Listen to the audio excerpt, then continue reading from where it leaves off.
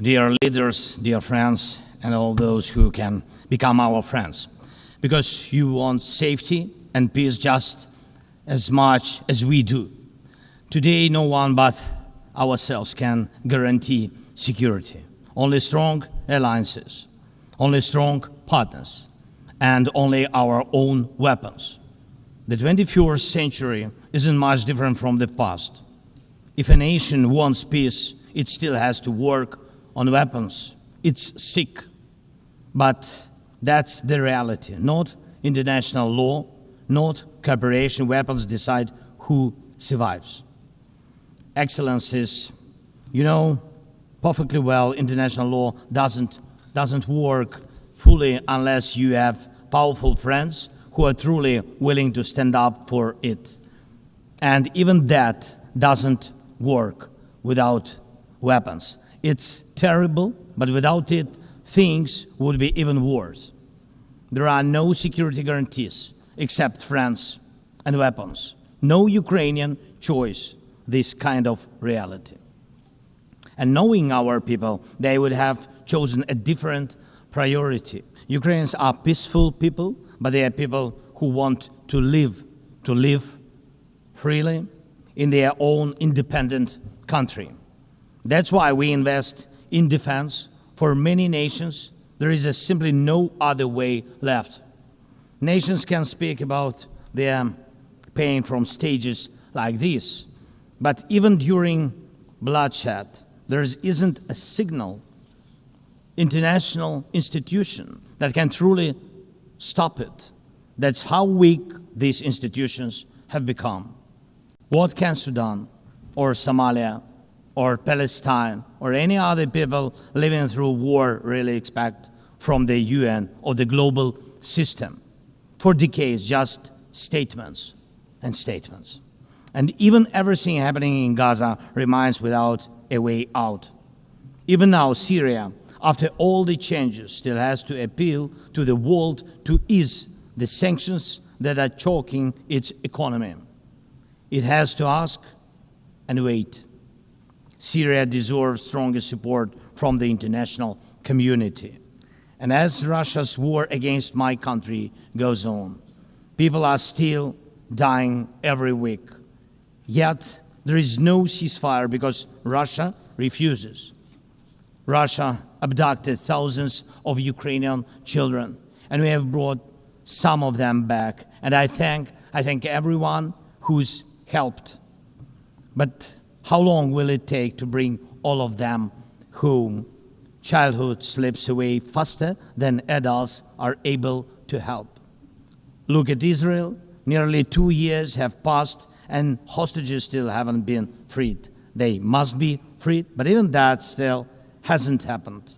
And for years, there have been no real answers to other threats, either chemical weapons and famine used as a weapon. Last year, at this assembly, I warned the world about the risk of radiation disasters, especially due to Russia's occupations of our Zaporizhzhia nuclear power plant, the biggest in Europe, but nothing's changed. Nothing's. And yesterday, the plant went into blackout again, and Russia hasn't stopped shelling even in areas near a nuclear facility. And because of international institutions are too weak, this madness continues. Even being part of a long-standing military alliance doesn't automatically mean you are safe. Just recently, 19 simple Russian drones violated Polish airspace, and only 4 were shut down. Luckily, they were not shaheeds or even worse. Otherwise, the results would have been horrific. Estonia had to call a UN Security Council meeting for the first time in history because Russian fighter jets deliberately entered its airspace. Moldova is defending itself again from Russia's interference. We are helping Moldova, and Russia's trying to do to Moldova what Iran once did to Lebanon. And the global response, again, not enough. We have already lost Georgia in Europe. Human rights and the European nature of the state system are only shrinking there. Georgia is dependent on Russia. And for many, many years, Belarus has also been moving toward dependence on Russia. Europe cannot afford to lose Moldova too. It's important to remember how the world once ignored the need to help Georgia after Russia's attack, and how the moment was missed with Belarus. How Moldova must not be lost. And for Europe, supporting Moldova's stability is not costly, but failing to do so would come at a much higher price. That's why the EU needs to help Moldova now with funding and energy support, not just words or political gestures. We must not forget about protecting the rights of people and the rights of nations in regions where these rights are under threat. The UN Charter and the Universal Declaration of Human Rights must apply everywhere. But the Taliban in Afghanistan dragged a whole country back into the dark ages. Cartels in some Latin America countries are more powerful than the government there. This is all about collapse of international law and the weakness of the international institutions. And so it's about the rise of weapons. Weapons decide who survives. Excellencies, yesterday President Trump stood right here in this hall, and God saved him from a murder attempt during the campaign. A shot was fired from a rifle, and just a fraction of an inch saved his life. Just days ago, President, along with hundreds of thousands of Americans, honored the memory of Charlie Kirk. Sadly, his life was cut short by a bullet. Once again, violence with a rifle in hand. We also mourn the Ukrainian woman, Irina Zarutska. She was brutally killed with a knife here in America, the very country where she was seeking refuge from Russia's war. And almost every day, when we open the news, we see headlines about violent attacks happening all around the world. Most of it is done with weapons. People are already used to, but weapons are evolving faster than our ability to defend ourselves. Now, there are tens of thousands of people who know how to professionally kill using drones. Stopping that kind of attack is harder than stopping any gun, knife, or bomb. This is what Russia has brought with its war. It used to be that only the strongest countries could use drones because they were expensive and complex. Now, even simple drones can fly thousands of kilometers. War tech doesn't care about geography anymore. It's now reshaping it. Just recently, airports in Europe had to shut down because of drones. Authorities couldn't even say what kind of drones they were, who sent them, or from where.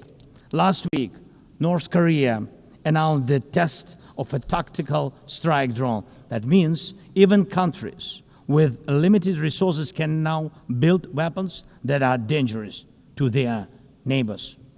Ukraine and nations like Saudi Arabia know all too well how dangerous Iranian attack drones are. But what happens when all the types of drones become available, even to small terrorist groups or cartels? The world moves too slowly to protect itself, and weapons move fast. Now companies are already working on drones that can shoot down other drones, and it's only a matter of time, not much, before drones are fighting drones, attacking critical infrastructure, and targeting people all by themselves, fully autonomous and no human involved, except the few who control AI systems. Dear leaders, we are now living through the most destructive arms race in human history, because this time includes artificial intelligence. And if there are no real security guarantees except friends and weapons, and if the world can't respond even to old threats, and if there is no strong platform for international security, will there be any place left on Earth that's still safe for people? We need global rules now for how AI can be used in weapons, and this is just as urgent as preventing the spread of nuclear weapons. We need to restore international cooperation, real working cooperation for peace and for security. A few years from now might already be too late. 10 years ago, war looked different, and no one imagined that cheap drones could create dead zones, areas stretching for dozens of kilometers where nothing moves, no vehicles, no life. People used to imagine that only after a nuclear strike. Now it's drawn reality. Mass-produced, simple drones, and without AI yet. Ukraine doesn't have the big fat missiles dictators love to show off in parades, but we do have drones that can fly up to 2,000-3,000 kilometers. We had no choice but to build them to protect our right to life.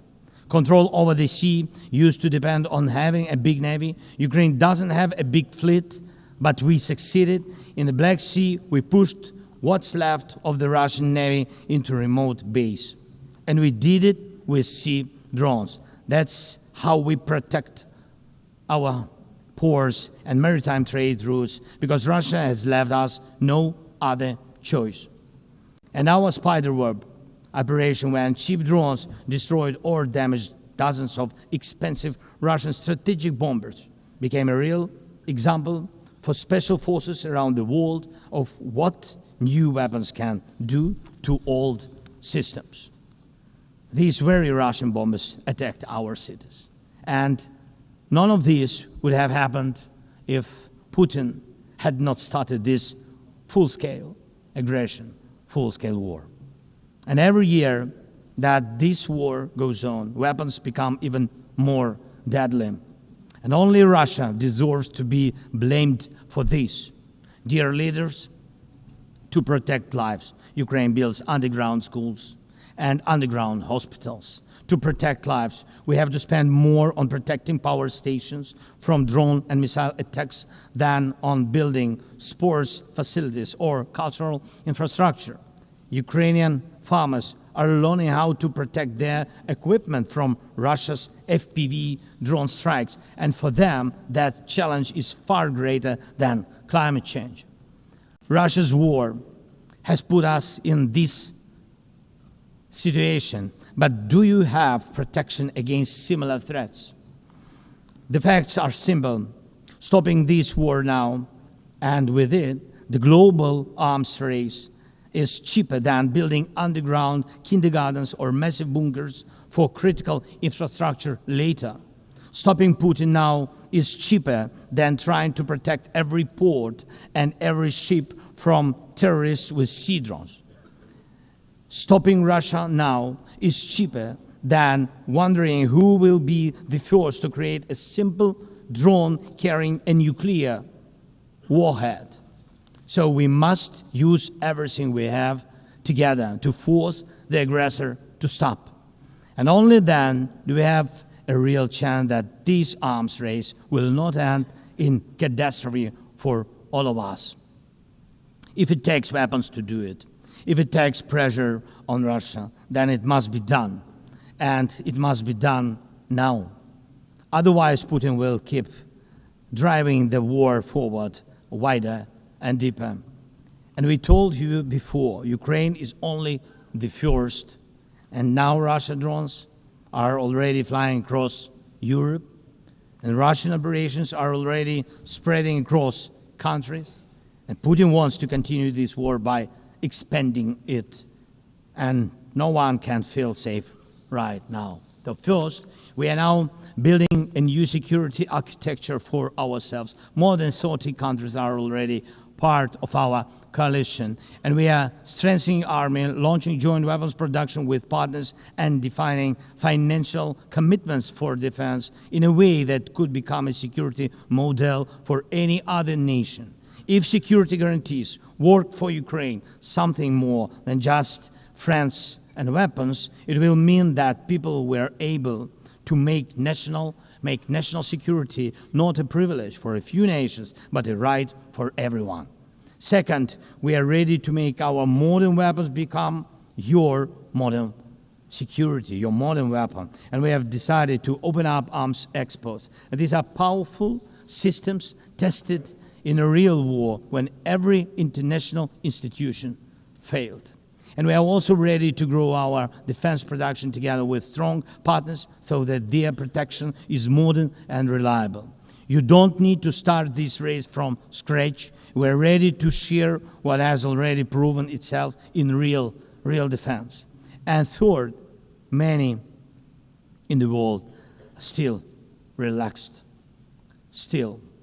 But look at how many countries are here at this General Assembly, countries that are at war or just came out of war or are trying to stop one or openly getting ready for one. War has already reached too many people to pretend it has nothing to do with you. So it depends on you. Whether you help peace or continue trading with Russia and helping Russia to fund this war, it depends on you. Whether prisoners of war will be freed, whether abducted children will come home, whether hostages will be free. It depends on you what will define existence, war like now or our joint strong actions as it should be.